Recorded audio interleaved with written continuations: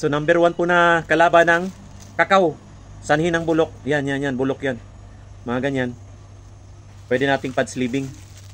Ito yung pinakamabilis. Pad sleeving. So Joker 6x12. Ang gagamitin natin ito. Bukas po siya. Bukas po to. Both side to, tsaka dito.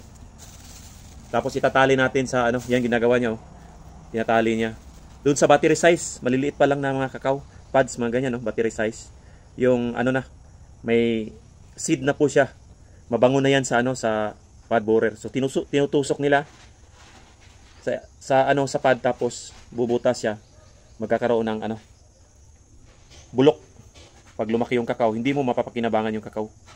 Kasi nga may mga uod na siya, tapos yun, cycle ng pad borer. Mabubuhay ulit yung pad borer ito. Ito yung sagot. Babalutin lang, battery size. Pangalawa naman, ito, chemical, oh. Ito. Ito naman, pre-baton. Sa lahat po ng pesticide, dito sa Davao, ito lang yung ano, nakita ko na maganda yung performance niya. Pre-baton. Ayan, yan. Pre-baton, oh. Pwede ka gumamit, ano, 25 ml per knapsack. 16 liters every 15 days. Yun po. Meron namang ano sa likod, oh. Merong direction sa likod. Ito yon. Tag 900 ang isa. Tapos pag umuulan, lagyan mo ng sticker, 3 ml to 5 ml. Kahit anong sticker, Hostik, APSA. Ito. Halaga nito mga nasa 400, 300, 400 ata.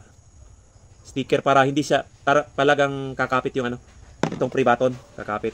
Tapos gamit tayo ng ano, ito yung pinaka problema, kakao lover. So dapat mayroon tayong chargeable na knapsack para mabilis, hindi nakakapagod. Pwede namang hindi chargeable, pero mas maganda, bilhan mo na. 1.5 lang yung ano 1.5 lang to Tapos magkano yung kakao ngayon? Ang kilo ng kakao sa wet ngayon, 100. 300 yung dry. Di ba? So, bilhan mo ng chargeable. Tapos ito yung pinaka ano, sikreto. Sikreto ko, ito. TX3. Ito, TX3. Fog lang talaga ibubuga niya. Nakita mo sa mga demo ko, ito. Ganito. Hindi ka makakahanap nito basta-basta. Yan. Kino-convert yan dito sa nozzle. Ito, kino-convert. Nilalagay. Oh, yan. Yun na yun. Mag-i-spray ka na. Tapos may launcher ka na ano, mga 6 feet. 5 feet to 6 feet. Pwede na yan. So, hindi mabubulok yung kakao mo. Maganda talaga. 2 option ha.